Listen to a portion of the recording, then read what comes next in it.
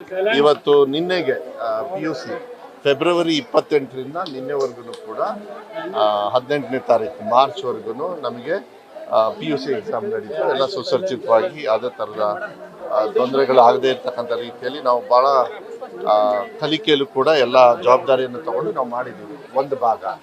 ಇನ್ನೊಂದು ಭಾಗ ಇವತ್ತಿಂದ ಅಂದರೆ 18ರಿಂದ ಏಪ್ರಿಲ್ 2ನೇ ತಾರೀಕುವರೆಗೂ SSLC ಎಕ್ಸಾಮು ರಾಜ್ಯ ಮಟ್ಟದಲ್ಲಿ ಎಲ್ಲ ಕಡೆಯೂ ಕೂಡ ಸುಮಾರು 15,000 ಶಾಲೆಗಳು, 15,000 ಚಿಲ್ಡ್ರೆ ಮತ್ತು 2,800 ಕೇಂದ್ರದಲ್ಲಿ ಇವತ್ತು ಎಕ್ಸಾಮಿನೇಷನ್ ಇವತ್ತಿಂದ ಸ್ಟಾರ್ಟ್ ಆಗ್ತದೆ. ಸುಮಾರು 8,69,000 ಮಕ್ಕಳು ಬರ್ತಾರೆ.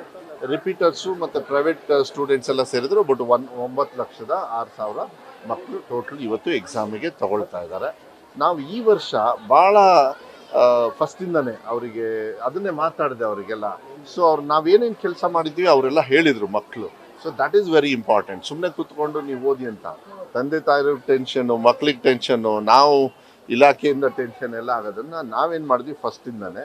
ಆಮೇಲೆ ಕ್ವಶನ್ ಬ್ಯಾಂಕ್ ಇರ್ಬೋದು, ಮತ್ತು ಅವರಿಗೆ ಯಾವ ರೀತಿ ಎಕ್ಸಾಮ್ನ 3 ಪ್ರಿಪ್ರೇಟರಿ ಎಕ್ಸಾಮ್ ಅದೆಲ್ಲ ಭಾಳ ಹೆಲ್ಪ್ ಆಯಿತು ಅಂತ ಹೇಳಿದ್ರು. ಆಲ್ಮೋಸ್ಟ್ 90% ಎಲ್ಲರೂ ಕೂಡ ಇಲ್ಲ ಧೈರ್ಯವಾಗಿ ಹೋಗ್ತಾ ಇದ್ದೀವಿ ಅಂತ ಹೇಳಿ ಆ್ಯಂಡ್ ಭಾಳ ಸುಧಾರಣೆ ತಗೊಂಡು ಬಂದಿದೆ ಅಂತ. ಅದು ಪೇರೆಂಟ್ಸು ಕೂಡ ಹೇಳಿರೋದು ನೋಡಿದ್ರೆ ಖುಷಿ ಆಗುತ್ತೆ. ಯಾಕೆಂದರೆ ಮಕ್ಕಳು ಕಲಿತಾ ಇರ್ತಾರೆ. ಆ ಪ್ರೆಷರ್ ಯಾವಾಗಲೂ ಒತ್ತಡ ತಂದೆ ತಾಯಿಯವ್ರ ಮೇಲೆ ಇರುತ್ತೆ.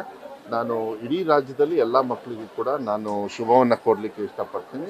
ಕಷ್ಟಪಟ್ಟು 9,06,000 ಚಿಲ್ಡ್ರೆ, 8,68,000 ಟೋಟಲ್ಲು ಹೊಸ ವಿದ್ಯಾರ್ಥಿಗಳು. ಅದ್ರ ಜೊತೆಗೆ ಪ್ರೈವೇಟ್ ಸ್ಟೂಡೆಂಟ್ಸ್ ಒಂದು ಸ್ವಲ್ಪ ಜನರು ಇರ್ತಾರೆ, ಮತ್ತು ರಿಪೀಟರ್ಸ್ ಇರ್ತಾರೆ.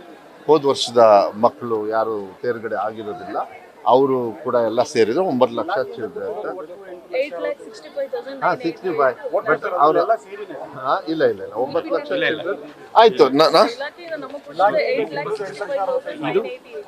8,65,000 ನಿನ್ನೆನೂ ಕೂಡ ಮಾನ್ಯ ಮುಖ್ಯಮಂತ್ರಿಗಳು ಹೇಳಿದ್ದು.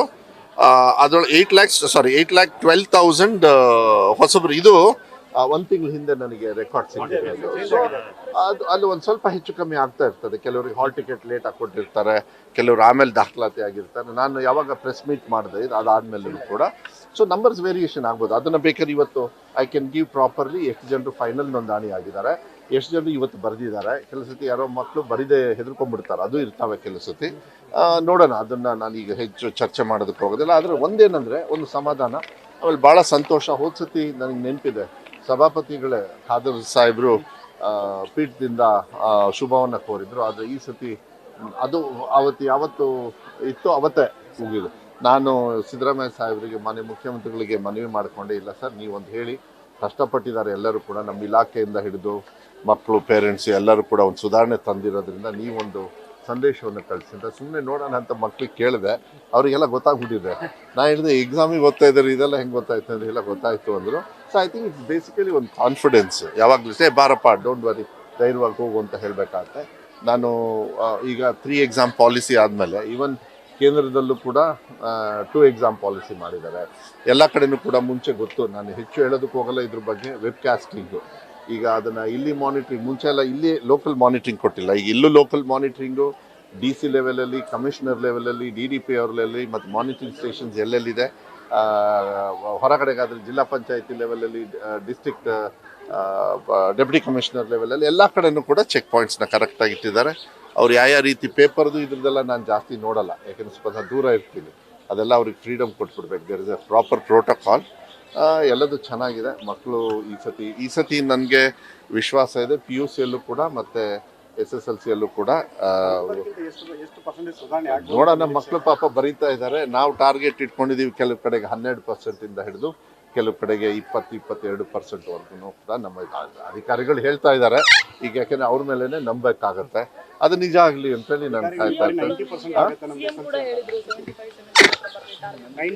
ಇಲ್ಲ, ಹೋದ ಸತಿ 82 ಬಂದ್ಬಿಟ್ಟಿದೆ. ಈ 2-3 ಎಕ್ಸಾಮ್ ಪಾಲಿಸಿ ಇರೋದ್ರಿಂದ ಈಸಿ ಆಗುತ್ತೆ. ಬಟ್ ನಾವು ಹೇಳಿದ್ದು ಫಸ್ಟ್ ಇದರೊಳಗೇನೆ. ಬಟ್ ಹೋದ ಸತಿನೇ ಇಂಪ್ರೂವ್ ಆಯಿತು, ಯಾಕೆಂದರೆ ಅದು 2023 ಸಿಕ್ಕಾಕೊಂಡ್ವಿ. ಅದೇ ನಾನು ಹೇಳಿದ್ನಲ್ಲ, ಇಲ್ಲಿ ಬೆಂಗಳೂರಲ್ಲಿ ಒಂಥರ ಇರುತ್ತೆ, ಗ್ರಾಮೀಣ ಭಾಗದಲ್ಲಿ ಒಂಥರ ಇರುತ್ತೆ. ಗ್ರಾಮೀಣ ಭಾಗದಲ್ಲಿ ಮಕ್ಕಳು ಕಷ್ಟಪಟ್ಟು ಓದಿರ್ತಾರೆ, ಮನೇಲಿ ಕೂಲಿ ಕೆಲಸ ಮಾಡಿ ಇಲ್ಲೆಲ್ಲ ಬಂದಿರ್ತೀವಿ. ಇದೆಲ್ಲ ಇರೋದ್ರಿಂದ ನಾನು ನೋಡಿ ಪಾಪ ತಂದೆ ತಾಯಿರಿಗೆ ಎಲ್ಲ ಅಲ್ಲಿ ನಿಂತ್ಕೊಂಡಿದ್ದಾರೆ, ಅವರಿಗೆ ಟೆನ್ಷನ್ ಆಗ್ಬಿಡುತ್ತೆ. ಸೊ ಇದೆಲ್ಲ ಇರೋದ್ರಿಂದ ಇಲ್ಲ, ನಾನು ಅದ್ರ ಬಗ್ಗೆ ಏನು ಚರ್ಚೆ ಮಾಡೋದಕ್ಕೆ ಹೋಗೋದಿಲ್ಲ. ಎಕ್ಸಾಮ್ ಆಗಲಿ ಅದೆಲ್ಲದೂ ಕೂಡ ನಾವು ನೀವೆಲ್ಲ ವಿಚಾರ ಮಾಡಬೇಕಾಗುತ್ತೆ. ಈಗ ಅದ್ರ ಬಗ್ಗೆ ನಾನು ಏನು ಚರ್ಚೆ, ನಾನು ಅದನ್ನ ಈಗ ಚರ್ಚೆನೆ ಮಾಡಕ್ ಹೋಗಲ್ಲ, ಅದ್ರ ಉದ್ಭವ ಆಗುತ್ತೆ. ಯಾಕಂದ್ರೆ ಅದನ್ನ ಆಮೇಲೆ ನೋಡೋದು. ಅದನ್ನ ಸೆಕೆಂಡ್ ಪಿ ಎಕ್ಸಾಮ್ ನಿನ್ನೆ ಮುಗಿದಿದೆ, ಅದರದ್ದು ವ್ಯಾಲ್ಯೂಯೇಷನ್ ಯಾವಾಗಿಂದ ಪ್ರಾರಂಭ? ಅದು ವ್ಯಾಲ್ಯೂಯೇಷನ್ ಲಿಸ್ಟ್ ಇದೆ. ಫಲಿತಾಂಶ ಪ್ರಕಟ ಸಂಭಾವಿಕ ಏನು ಸಿಇಒಗಳಿಗೆ ಅಧಿಕಾರ ಕೊಟ್ಟಿರೋದ್ರಿಂದ ಡಿಡಿಪಿಗಳಿಗೆ ನಾವು ವ್ಯಾಲ್ಯೂಯೇಷನ್ ಹಿಂದೆ ಸರಿತೀವಿ. ಧಿಕ್ಕಾರಕ್ಕೆ ಹೋಗಿದ್ದೆ? ಯಾರು ಹೇಳಿದ್ ಧಿಕ್ಕಾರ ಅಲ್ಲ? ಅಧಿಕಾರ ಅಲ್ಲ ಸರ್, ಅಧಿಕಾರ ಕೊಟ್ಟಿದ್ದಾರೆ. ಅಧಿಕಾರ ಯಾರು ಕೊಟ್ಟಿದ್ದು? ಅದೆಲ್ಲ ಸುಮ್ನೆ ಅವರೇ ಊಹೆ ಮಾಡ್ಕೊಂಡಿದ್ದು. ನಿನ್ನೆ ಬಂದು ಹಾರ ಹಾಕಿ ಸನ್ಮಾನ ಮಾಡಿ ಹೋದ್ರು ಅವ್ರ ಅಸೋಸಿಯೇಷನ್ ಅವ್ರು. ಮಾಡಿ ಹಾರ ಹಾಕಿದ್ಮೇಲೆ ಇನ್ನೇನ್ ಹಾಕ್ತಾರ? ಅದು ನೇಣು ಹಾಕಂತ ಹಾರ ಅಲ್ಲ, ಅದು ಗೌರವ ಕೊಟ್ಟಿರೋ ಹಾರ ಅದು. ಇಲ್ಲ, ನಿನ್ನೆ ಬಂದ್ರು ಮಾತಾಡಿದ್ರು. ಅವ್ರಿಗೇನಂದ್ರೆ ಏನೋ ಒಂಥರ. ಕೊನೆಗೆ ಪುಟ್ಟಣ್ಣ ಅವರೆಲ್ಲ ಪ್ರಶ್ನೆಯನ್ನು ಕೇಳಿದ್ರು, ಅದಕ್ಕೆ ಉತ್ತರವನ್ನು ಕೊಟ್ಟೆ. ವಿಧಾನಸೌಧದಲ್ಲಿ ಕೊಟ್ಟ ಮೇಲೆ ಎಲ್ಲ ನಂಬ್ಕೊಳ್ತಾರೆ. ಬಟ್ ಏನಂದ್ರೆ ಇದೆಲ್ಲ ಇಲಾಖೆಗಳಲ್ಲಿ ಚರ್ಚೆಗಳು ನಡೀತಾ ಇರ್ತಾವ. ಅದು ಯಾರೋ ಗೊತ್ತಿರ್ತಾರೆ, ಯಾರೋ ಹೇಳ್ತಾರೆ, ಇವ್ರ ತಲೆ ಕೆಡ್ಸ್ಕೊಂಡು ಈ ಥರ ಹೇಳ್ತಾರೆ. ಯಾವಾಗಲೂ ಅಷ್ಟೇ, ನಾನೇ ಆಗಲಿ, ನೀವೇ ಮಾಧ್ಯಮದವರಾಗಲಿ, ಅಧಿಕಾರಿಗಳಾಗಲಿ, ಎಲ್ಲರೂ ಕೂಡ ಒಂದು ತಿಳ್ಕೊಳ್ಬೇಕಾಗತ್ತೆ. ಮಕ್ಕಳ ಹಿತದೃಷ್ಟಿಯಿಂದ ಏನಾದರೂ ಒಂದು ಒಳ್ಳೆ ಕಾನೂನು ತಂದಾಗ ಅದನ್ನು ಗೌರವದಿಂದ ನೋಡಿಕೊಂಡು ಅದು ಹಾದಿ ಹಿಡಿಬೇಕಾಗುತ್ತೆ. ಅದು ಯಾರೇ ಆಗಲಿ, ಅಸೋಸಿಯೇಷನ್ ಇರ್ಬೋದು, ನನ್ನಂಥ ಮಿನಿಸ್ಟ್ರಿ ಇರ್ಬೋದು, ಮಾನ್ಯ ಮುಖ್ಯಮಂತ್ರಿಗಳು ಇರ್ಬೋದು, ನಾವೆಲ್ಲರೂ ಕೂಡ ಮಕ್ಕಳ ಹಿತದೃಷ್ಟಿಗೆ ನಾವೆಲ್ಲ ಬಗ್ಬೇಕಾಗತ್ತೆ, ಕಾನೂನು ಬಗ್ಬೇಕಾಗತ್ತೆ. ಯಾಕೆಂದರೆ ದೇ ಆರ್ ಇಂಪಾರ್ಟೆಂಟ್.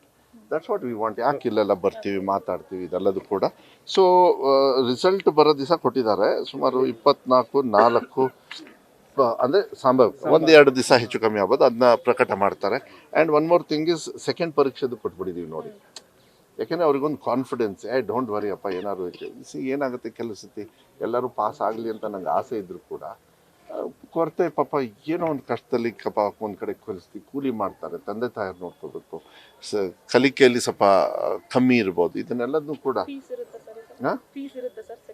ಇಲ್ಲ, ಆಸ್ ಇಟ್ ಈಸ್ ಇಲ್ಲ, ಅದನ್ನೇನು ಬದಲಾವಣೆ ಇಲ್ಲ. ಏನಿದೆ ಅದೇ ಕಂಟಿನ್ಯೂ ಆಗ್ತದೆ. ಅದು ರಿಪೀಟ್ ಏನು ಫೇಲ್ ಆಗಿದ್ರೆ ಅದು ಕಂಟಿನ್ಯೂ. ಫೇಲ್ ಆಗಿದ್ದರೆ ಮಾತ್ರ. ಪಾಸ್ ಆದವರು ಇಂಪ್ರೂವ್ಮೆಂಟಿಗೆ ಮಾಡಿದಾಗ ಅವರು ದುಡ್ಡು ಕಟ್ಟಬೇಕಾಗ್ತದೆ, ಅದು ಸೇಮ್ ಯೂಸು. ಮತ್ತು ಹೆಣ್ಮಕ್ಳಿಗೆ SC ST ಅವರಿಗೆಲ್ಲ ಆಸ್ ಇಟ್ ಈಸ್ ಕಮ್ಮಿನೂ ಇದೆ. ಜನರಲ್ ಆಗು ಕೂಡ ನಾವು ತೆಗೆದಿದ್ದೀವಿ ಅದನ್ನು. ಸೊ ಆಗಲಿ, ಒಳ್ಳೇದಾಗಲಿ ಎಲ್ಲರಿಗೂ.